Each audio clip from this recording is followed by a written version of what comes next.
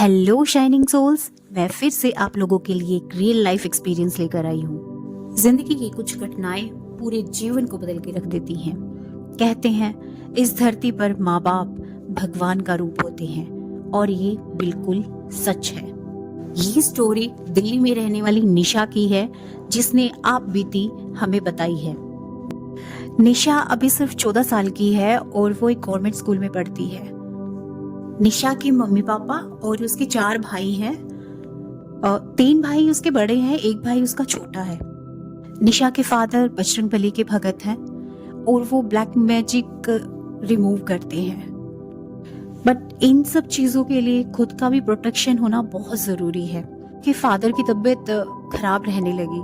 शायद इसी वजह से कोई ऐसी एंटिटी शायद उनको हार्म कर गई हो, मे बी। बट उनके फादर की तबीयत खराब रहने लगी। खराब रहने की वजह से उनके फादर को हॉस्पिटल में एडमिट कराया गया। कुछ दिन उसके फादर एडमिट रहे हॉस्पिटल में, उसके बाद उसके फादर की डेथ हो गई। या निशा स्कूल में थी तो निशा को स्कूल में बताया गया। निशा के पैरों तले से जमीन निकल गई। वो बहुत जोर जोर से रोने लगी। स्कूल की टीचर्स ने उसे संभाला। साथ में उसकी कजन पढ़ती थी, उसको भेजा गया साथ में। कुछ ही दिन बीते थे कि निशा की मदर की भी तबीयत खराब रहने लगी। जब उनको हॉस्पिटल दिखाया गया तो पता चला कि उनकी माँ को कैंसर है, लास्ट स्टेज कैंसर है। निशा की तो मानो दुनिया ही उजड़ गई हो। कुछ दिन बाद निशा की माँ भी चल बसी। अब निशा बिल्कुल अकेली थी और उसके भाई थे साथ में। परिवार वाले थे, उन्होंने सोचा कि अब हम लोग इनको पाल तो नहीं सकते, पर हाँ इतना कर सकते हैं कि जो इनका सबसे बड़ा भाई है उसकी हम शादी कर देते हैं ताकि घर खुला रहे और घर को संभालने वाली आ जाए।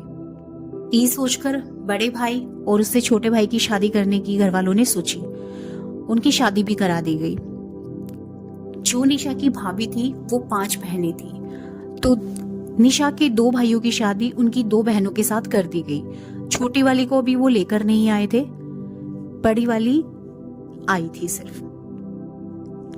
कहते हैं ना, जब कुछ अनहोनी होनी होती है ना तो ईश्वर हमें संकेत जरूर करते हैं। वो हमें कुछ साइन और सिम्टम्स जरूर दिखाते हैं। जैसे ही निशा की भाभी ने गांव में कदम रखा, पूरे गांव की लाइट चली गई और अचानक से तेज हवाएं, बहुत तेज हवाएं, आंधी जिसे हम बोलते हैं, वो चलनी स्टार्ट हो गई। सब लोग ये देख के हैरान थे, पर ईश्वर तो ईश्वर है, उसकी माया का कोई मोल नहीं।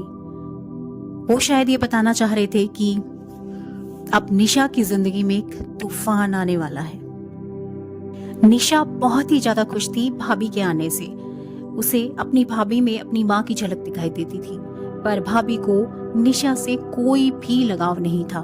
सबसे आते ही पहले भाभी ने उसकी पढ़ाई छुड़वाई और उसके भाई से कहा कि ये ताड़ जैसी पूरा दिन इधर उधर भटकती रहती है, खाती रहती है, मुझसे तो इतने लोगों का काम नहीं होता। अब ऐसा है, इसकी पढ़ाई छुड़वाओ और घर का काम इससे करवाओ। निशा की हाइट काफी अच्छी थी और उसकी एक चाची रहती थी जो अपनी बेटी को तो देवी समझती थी पर नीलू को कबाड़ा समझती थी। उसने उसकी भाभी से कहा कि ये पूरा दिन घर में पड़ी पड़ी खाती रहती है, इसे मेरे साथ खेत में भेजा कर, वहां से 2 पैसे कमा कर लाएगी, वो घर में ही आएंगे। बस फिर क्या था, निशा की भाभी को तो मौका मिल गया। उसने उसे खेत में भेजना शुरू कर दिया। और भी लोग काम करते थे, उनमें कुछ लड़के भी थे, तो उनके साथ बोलती थी, हंसती थी।